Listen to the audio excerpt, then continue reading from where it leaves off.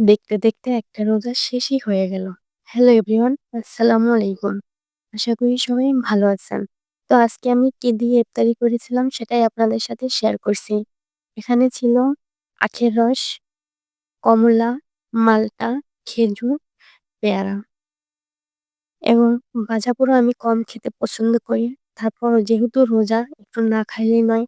এই জিনিসটা কি একটু কমেন্ট করে জানাবেন। আমি খেয়েছি কিন্তু নাম জানি না। তো এখানে ছিল ছোলা বুট, বেগুনি এবং একটা সবজি পাকোড়া এবং এখানে ছিল লেবুর রস। এটা দিয়ে আজকে ইফতারি করেছিলাম এবং আমার আম্মুকে খুব মনে পড়তেছিল ইফতারি করার সময়। কিন্তু কি করব? তারপরে যেটা সবথেকে আমার ইফতারিতে লাগবেই সেটা হলো আমার ভাত খেতে হবে। ইফতারির পরে আমার ভাত খেতে হবে। এখানে ছিল ভাত, চিংড়ি মাছ ভুনা এবং মুরগি ভুনা।